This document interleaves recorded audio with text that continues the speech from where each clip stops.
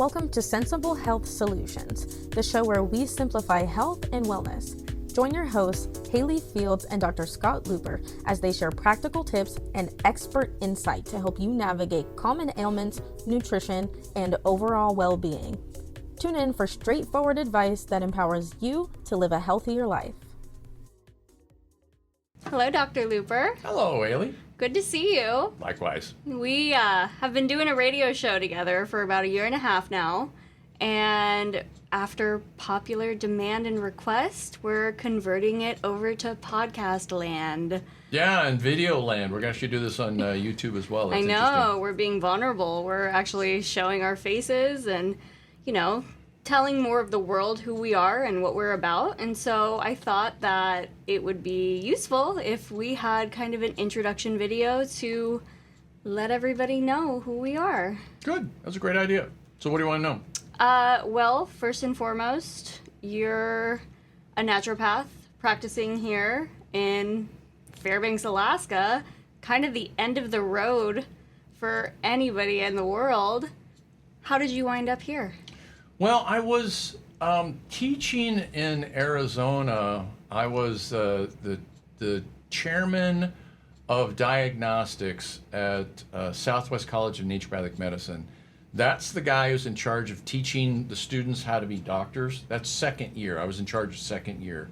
And I taught the students how to take a case, how to do a differential diagnosis, how to run lab tests, how to do physical exam. Either me or the members of my faculty did this. At the same time, I was also chief medical officer of the teaching clinic, which was nice. They dovetailed nicely because whatever I taught the students, I also received in the clinic. So I knew very well whether I was doing a good job or not. But what happened with that is I found myself running meetings all the time, of course, because I had this big team and I was doing team stuff all the time, right?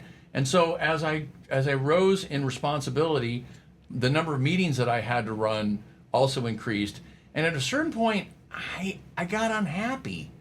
I mean, I was basically dying this death by meeting. Yeah. And somebody's got to run meetings, and I'm glad people run meetings, and I all more power to those people, except for deep inside, I am not one of those people. What I really like more than anything is sitting across from people and solving health problems.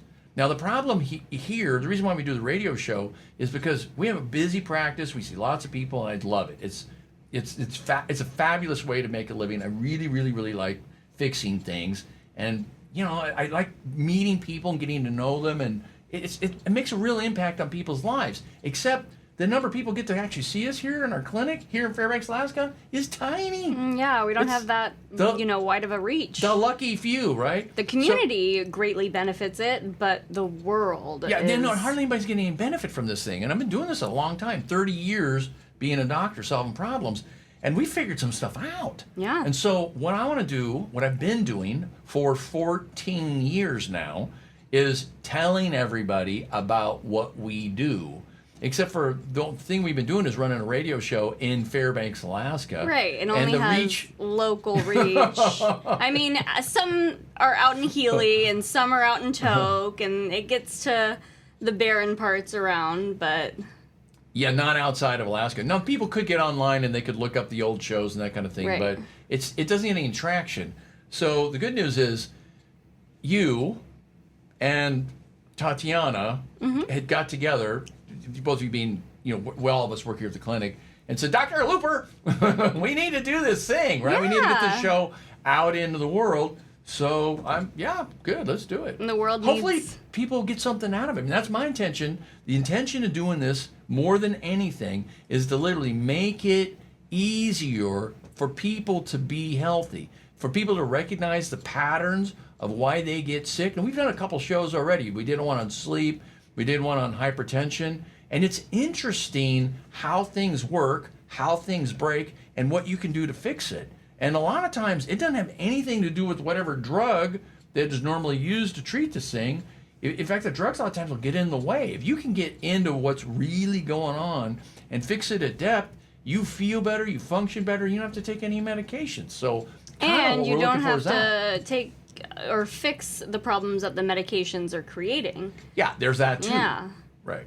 Right. medication always has its, place and purpose, but if there is a way to go deeper and treat from the root cause and then work up in the system, I think that's the best. That's what I'm hearing you say. Yeah, and I don't want to rag on other doctors. I mean, some doctors, they're doctors who are my best friends, right? There's really good people in the world doing fabulous work, zillions of them.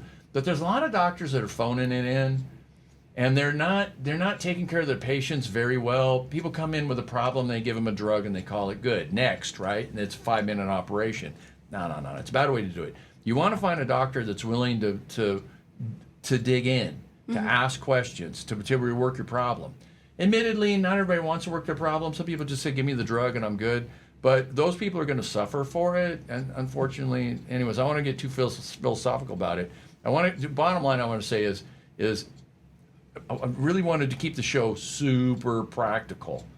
It's sensible easy. health solutions. Yeah, sensible health solutions. It's easy for me to get into some kind of theory about whatever, forget it. If I start doing that, you got to shut me down. Okay. Right? Yeah. Bring it back down to earth, Dr. Luper. Right. I appreciate that. You have my permission. Okay. So, what else are some of your key principles that you use in assessing a case and treating a patient? Well, the most important thing is to get to know people. And so one of the things I do is I ask lots of questions. My intake takes about an hour. And so I ask, and I'm almost never get done in that hour, but it's about as much grilling as a patient can take. So I ask lots and lots of questions. I run lots of lab tests. At the end of the hour, I don't necessarily know everything about a patient that I need to know, but I'll have a good enough sense to know what kind of tests to run so that I can get to the bottom of whatever the problem is. So the key thing I'm thinking about here is just collecting information, and if I get enough information in front of me, then it's a matter of pattern recognition, and usually the pattern just pops up. You do this long enough, you keep seeing the same things over and over again. And one of the patterns that I see a lot is that the symptoms that people come in for, high blood pressure or achiness or fatigue, diarrhea or heartburn or whatever, stuff like this, a lot of those symptoms are really symptoms of the body trying to get better. So what you're experiencing is not necessarily the problem, you're experiencing the solution. We talked about high blood pressure on a previous show, and so let me give you that as an example. So most of the people coming with high blood pressure think high blood pressure is the problem. It's not. Occasionally it is, but mostly it isn't. What the high blood pressure is a solution to the problem. And the real problem is you need more blood flow. Your body is short of blood. It needs more blood flowing. So how does it fix that problem? Well, it's got a built-in mechanism. What it does is it increases your blood pressure. Now more blood's flowing through the pipes. And this is a solution to your problem. You take a medication to shut that high blood pressure down, and now you're running low and slow. You feel dopey. You can't get anything done. Your mind doesn't work right. You get all these side effects of the medication. Well, they're not really side effects of the medication. They're side effects of the fact that the problem has not been solved. The problem has been worked around, where the so-called problem is treated, the high blood pressure is, but the real problem, in fact, you need more blood, has been ignored. So that shows up a lot. Symptoms often are expressions of the body's attempt to heal. So we want to help the healing, not push the symptom away. Let me give you one more example. It's a real common one, and most everybody's had this, which is you get a cold, and then you get increased mucus. Yeah. You get a runny nose and a drippy throat, and you get lots of mucus. Now, why is all that mucus there? We just solve the problem and take a decongestant, dry all that mucus up. You can, except for the body was trying to get better by, floating the dead cells and the viruses and the bacteria, whatever else, floating it up in the mucus and draining it out. Then shipping it out. Right, yeah. Better out than in. Right. And what you're doing is you're drying up the conveyor belt. The canal. And it won't work, and yeah. you can't get the stuff out. Now, your body's clever enough to figure a workaround, and people tend not to die of the common cold. They survive. But it doesn't help really your body do the job better. A better way to do this would be to thin the mucus out so that it flows better. So you can drink water, or chicken soup's a classic way to do it, right? You can drink tea, particularly if you want to drink ginger tea, which is naturally warming. At times, you kind of get mucus running a little bit better because it's slightly irritating because it's a little spicy. And then suddenly your mucus is flowing better. And what you'll find is you sleep better, you feel better, and you get through your cold quicker, better, faster. See what I'm saying? Yeah, you're kind of talking about a positive feedback loop. Yeah, exactly. You're respecting, you're noticing and respecting the body's attempts to do this, and not just trampling it and kicking it to the corner and saying, look, I'm in charge now. We're on a decongestant, right? And we're going to take 2 aspirins every 4 hours, right? And we're going to solve this problem. No! No, definitely not. So, in considering that, do you have any key pillars of health that you consider somebody would have? I do. Like, as a naturopathic doctor, I'm trained, I went through school to learn how to do this, is to train to look for the causes. And so, my principle I have is find the cause, find the deepest cause I can. And there's causes, right? And eventually you drive you crazy, but anything can cause anything. You always say that. Yeah, so we want to get the deepest cause we can. So find the cause. Ask lots of questions, run lots of tests, get to the bottom of things as best you can. Also, here's another one. If we can support the body in doing what it normally does, chances of getting better goes way, way up. Yes. So if we can understand whatever the mechanism that's going on with the breakdown and then compensate for it and let it play out, you get profound healing. We're not just loading up drugs to shut down the symptoms. What we're doing is really trying to come up with an actual solution to the problem. I can give you a zillion examples of these if you want. Maybe one, not a zillion. Yeah, it's hard for me to just pick one. Let me pick a tricky one. Let me say cancer. Let's talk about cancer. Now, cancer's not one thing. It's like headaches. You say headaches. Headaches are not one thing. Yeah. There's people get migraines, and people get tension headaches, and people get ice cream headaches, right? There's tumors in your brain. There's all kinds of reasons for headaches. Cancer's the same way. Lots of reasons for people to get cancer. But there's some common elements. Most cancers have a defective carbohydrate metabolism. They can't burn sugars correctly. They can't do aerobic metabolism. What they do is an anaerobic metabolism. I'm sorry, you may need a little technical here. Let me keep it simple. Cancer likes sugar. Yes. We want to increase the chances you're going to survive this cancer. Then what we need to do is we need to block the sugar metabolism so that the cancer is weakened by how you live. It literally weakens your cancer. The more sugar you have in your system, the more chances the cancer is going to do well. The less sugar you have in your system, the more the cancer is going to be weak. Now, that's not enough to cure you of cancer, mostly. Occasionally it is. But mostly what you got to do is once the cancer is weak, you got to kick it while it's down. You got to whack it. There's got to be some sort of chemo or radiation or some kind of oxidative treatment or something that whacks it. So the chances of you surviving cancer will go up if you can eat a diet that starves the cancer. Yeah, duh. I mean, it's not like we didn't know this for 100 years. We've known this, and yet hardly anybody does anything with it. Good news, it's starting to get traction. More and more people are talking about this, and we've had fabulous success here in the clinic of helping people going through chemo and having them come out on the right side. And keeping their body healthy enough to be able to sustain that treatment. Yeah, the other thing is if you get sick enough, then you have to stop. Yeah. You can't do chemo anymore. They stop the chemo. Now, the chance of the chemo working goes down quite a bit if you quit.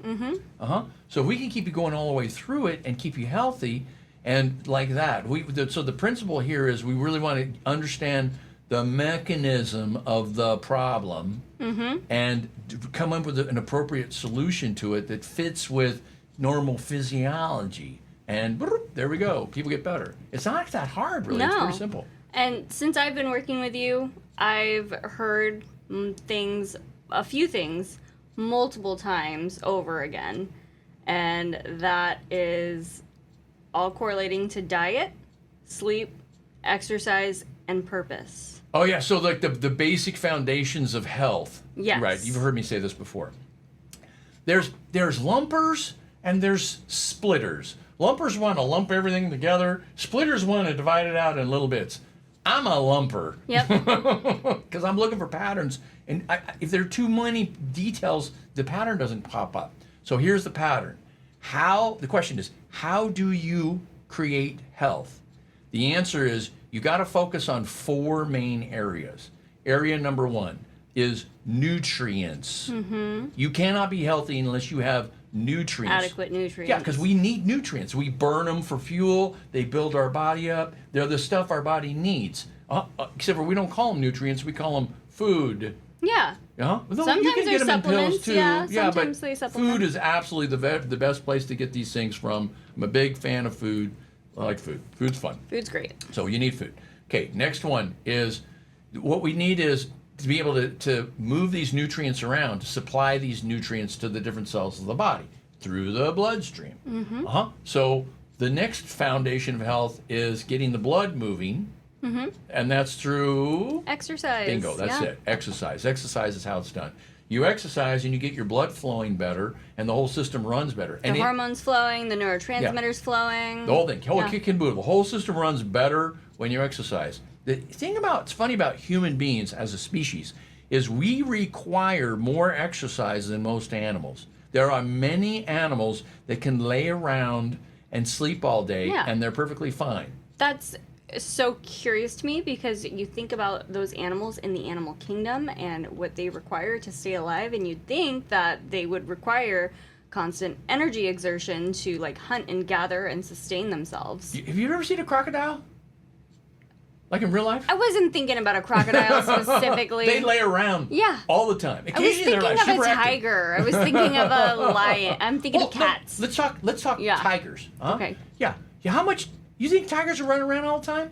They're laying around sleeping much of the time. I have a cat. And my cat, for me to see my cat, I got a probably three-quarter chance. That is 3 out of 4 times I see my cat, it's asleep. Yeah, that's true. And it doesn't suffer. Yeah. It does fine. Not human beings. Human beings are the exception. We need the exercise.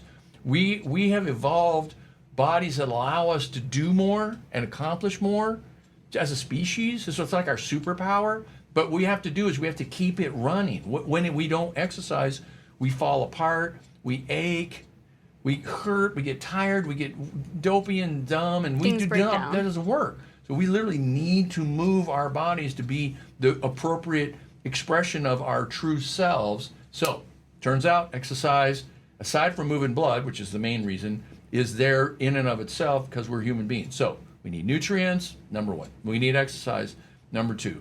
Number 3, we need to repair. We need to take the old car and park it in the garage occasionally. Yeah. And we did and let that. the mechanics tinker on it. We did that episode on sleep. Yeah. And, it's just still so irritating to me that we have to sleep. What a waste of time. What a waste. We just drive the car forever and never have to fix it? Yeah. No. You got to have regular maintenance. What about these new cars? What about these Teslas coming out? Every day, you got to park yourself in your garage, which turns out to be your bed with the covers up, and your body does this repair thing. It's healing thing. All animals do this. Admittedly, it's a little dodgy for bugs. We're not sure exactly what's going on in those little bug brains. But everything else we know for sure is actually sleeping. They enter this quiescent state known as sleeping. And lots of animals sleep way more than we do. A few sleep less than we do. A few animals have learned the trick of only sleeping one half their brain at a time, so they're still alert. That's tricky. Have you found any patient that does that? No, I have not. I've Okay. had no patients. Of all the patients Is I know, there any record of it? not that I know of. Okay. Yeah. So there's a whole lot more to be said about sleep. We're going to say that for sleep show number Sleep 2. part 2. You know, the sleep paralysis thing Yes. and sleepwalking. We never talk about any of those things. We'll come back to that, Okay, right? wonderful. So it's a fun subject. A lot of interesting things to fix in that world. Yes. Now, the fourth one is a linchpin. Each one of them are necessary, but the fourth one is super, super important, and that is, it drives the rest of them, and that is purpose. Absolutely. Because acquiring nutrients, being able to set up a safe place to sleep, doing the exercise to be able to keep your blood flowing, all of these things require energy. Energy focus, where your body has to work at it. So why? What the heck are we doing all this for? You got to have a reason to bring your A game to your life. And that's where the purpose comes in. So I talked to a patient today, and I was talking about him. He's coming from the edge of dying. He's doing a lot better. And I said, okay, what's your purpose? And he laughed. He says, well, I got a really great motorcycle. I want to work on it. There you go. That's enough. Bam, that's all you need. That's all you need. I can think back to my bodybuilding days, and my purpose was to be on that stage, show ready, and placing first. And after that purpose was initiated, then everything else followed. Now, given bodybuilding is all structured about exercise and eating and sleeping and health, but now in my regular life, I've taken the principles from that show and applied it to being a normal human being. Yeah, normal? I don't think so. Because here you are doing the show right now. Yeah, normal human beings do this? Normal-ish, normal kind of, As you're normal hanging with me, adjacent. that is absolutely not normal. But yeah, right. all of those four are pillars. So purpose is key. Yes. Let me do some other principles that are super important that we're going to keep coming back to in nearly every show. Yeah. One of these principles is homeostasis. Mm-hmm. So homeostasis is the system our body uses to keep things in the middle. If you get too high, too hot, too cold, too whatever, it brings it back to normal. So it's how hormones are regulated a lot of times. It's how our cell environment's regulated. There's a zillion examples of this. Now, we could use this in medicine in a weird way, because if we push our bodies in a certain direction, our bodies fight back and bring it back down. And we can literally get things to move in the right direction by pushing them in the opposite direction that common sense would tell you. I've done this a zillion times in a zillion ways. Let me give you a few examples. We did a show on hypertension recently, we mentioned that, and this is one of the ways you can get your blood pressure to come down. One of the best ways to get your blood pressure to come down is to push it up. Mm-hmm. Okay, here it is. Here's your blood pressure. It's running too high. You want to push it down, but now your body's fighting to bring it up because homeostasis wants to put it back where it was. You let off the whatever you're doing, the medication, boop, it comes up higher. Mm-hmm. But instead, if you take that same blood pressure and you push it up with exercise, and then let go, pew, comes back down, and it overcompensates, and now you get a lower blood pressure. It overcompensates for that So already you were too high high, you blood push pressure. it up higher, and it pops down. It doesn't go back to where the old high was. Yes. It goes to the normal The lowish regular one, range. the regular range. Yeah. Isn't that interesting? Very. We can do that a zillion times, a zillion things. Let me give you another example. If somebody is cold, literally, you put a thermometer in their mouth and they're running a degree cold, and you think, who cares? It's only a degree. No, it makes a big difference. Mm-hmm. You're running slow. Your body doesn't heal as well. Your brain doesn't think as well. Yeah. It is a noticeable change being 1 degree low. 2 degrees low, it's like it'll blow your mind. You don't know what life on the planet Earth really is like if you're running 2 degrees low. A degree low is common too. We see it a lot. So if we can get people's temperature to go up, then they feel better. They function better. So that's an easy one to solve. All we do is give them in a hot tub. We soak them up till their temperature comes up, hop out, and they're good to go. Nope. You heat them up. Then you get them out of the hot, and their temperature comes back down. They come out lower. Right. Lower. They come out colder. The best way to get people to warm up is actually to chill them, and then their temperature comes up. To make their body work for that homeostasis. Yeah, your body has to fight for homeostasis. And you know what? Funny thing is I bet a lot of our listeners already know this. Yeah, they've probably done hydrotherapy with us. Or it's the people like in the Southlands. They're doing that. Ice plunge thing. Oh yeah, ice plunge, polar plunge, very popular. That's right. And you go into the cold and you come out warm.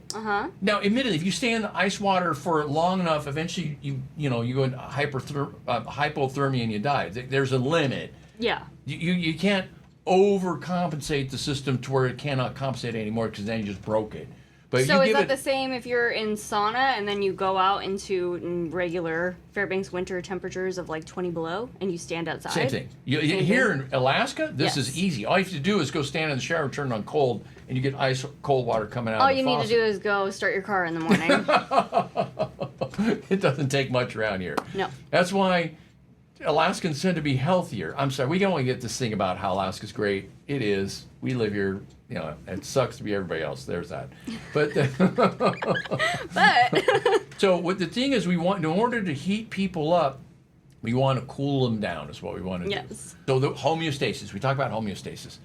Now let's talk about another thing, which is called hormesis. Now, hormesis is another tool that we can use to get people healthy. And hormesis is the concept that if you do a little of something, and it creates an effect, and you do a lot of that, and you get the opposite effect. Now, this sounds kind of weird. Like, really? If you do a little, you get a little effect. You do a lot, you get more of that effect. No, you get the opposite. And this happens time and time again with medications and treatments. In fact, it's more the rule than it is the exception. Most everything you do fits in this category. Let me give you an example. Back in the 90s, they invented a drug called Prozac. Actually, might have invented it in the 80s, but it really became popular in the 90s. And so what happened was is they gave this thing, the Prozac medication, to people who are depressed. And what the Prozac does, and now there's a whole class of drugs that do this, but what the Prozac does is it blocks the reuptake of serotonin and traps serotonin between the neurons where it's needed, and so you feel better, your mood comes up. And so this was great. It was like fabulous. It was like, you know, a godsend to lots and lots of people who were depressed and didn't know what to do. So then they started, you know, using it commonly. And weirdly enough, teenagers started committing suicide who were going on this medication. Not all the teenagers. It was a relatively low percentage, but not low enough that people didn't notice. yeah. So lots and lots of reported kids were you know, teenagers were committing suicide. What the heck is going on there? And at that point in time, no one knew. I mean, for years. I was in med school at that point, and it was just a mystery. Well, now we know exactly what was happening. What was happening is a hormetic dose response. So this is your mood, right? And as your medication, as your medication increases, your mood goes up. So this is no drug, right? Now you get a little bit of drug and your mood goes up, and more drug and your mood goes up, and more drug and your mood drops like a rock. It forms a curved band. You can plot it. So too much of a good thing. Yeah, too much, you get the opposite. The system breaks down is what it does. That's why they say moderation is key. One of the reasons. So one of the things that they discovered is that the reason why these kids were committing suicide is because the dose was too high. Yeah. They were teenagers. A lot of them were too small. Yeah. The dose was incorrect. That's sad. So we know this. If you do serotonin reuptake inhibitors and you do a little bit, you get a decent reaction out of it. You do a little bit more, it works a little bit better. You do a little bit more, and now your mood is plummeted. Right. And it's called serotonin syndrome. You get too much serotonin, and you get this syndrome of all these symptoms of the system breaking down. So, in contrast, I would maybe have the example of something that's horrible for you, like smoking cigarettes.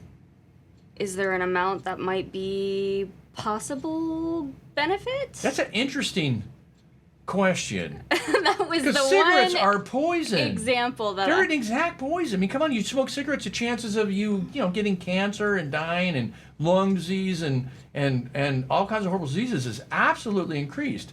Except you're perfectly right. I would think so. It turns out that if you get a little teeny bit of poison, what happens is your body fights against it.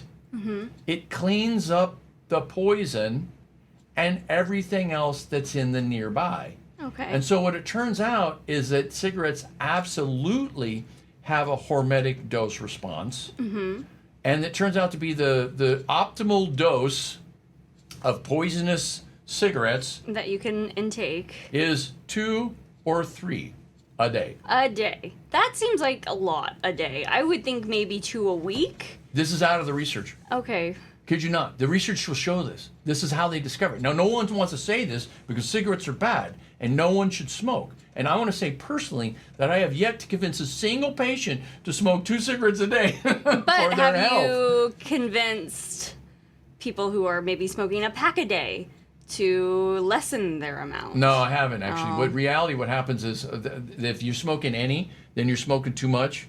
I mean, if you're smoking any, you want to smoke too much. And so I can't get rid of the desire. The only way I've been able to figure out how to do this in reality is to have them just quit altogether. In reality, that turns out to be the best thing to do. In theory, because there are people who smoke 1 or 2 or 3 cigarettes a day. Those people do exist. They're rare. They do exist. And what happens is they tend to be healthier for it. Isn't that weird? That's very weird. Well, isn't that the, oldest woman alive? That's a great example. The lady, the person on the planet Earth who lived the longest, more than anybody ever, as far as we know, as far as records show us, lived to 122 years and 7 months. She was a smoker, which blows... From France. Yeah, from France. Yeah. Jean,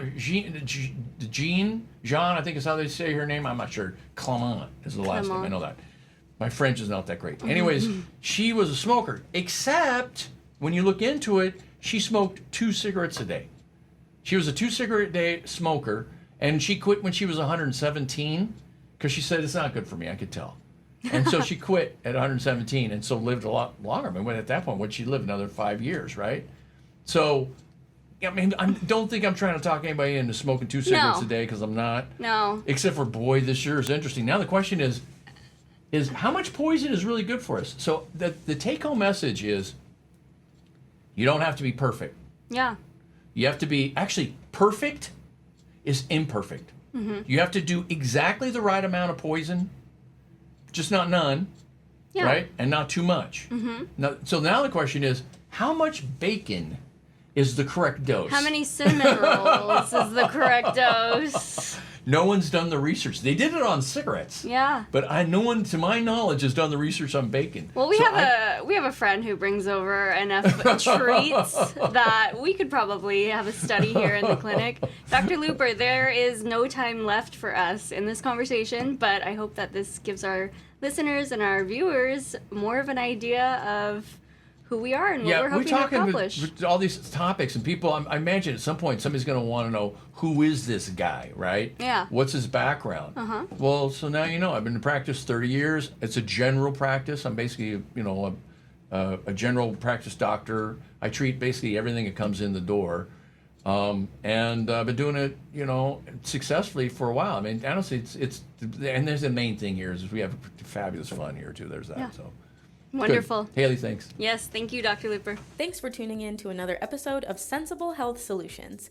We hope you found today's discussion enlightening and packed with practical tips to enhance your wellness journey. Remember, small changes can lead to big results. If you enjoyed the episode, don't forget to subscribe and leave us a review on your favorite podcast platform. Your feedback helps us bring you the best content possible. Stay connected with us on social media for more health insights and updates. You can find us at Sensible Health Solutions across all social platforms. Until next time, stay sensible and stay healthy. This content is for informational purposes only and is not a substitute for professional medical advice, diagnosis, or treatment. Seek medical advice from a healthcare professional for any medical conditions.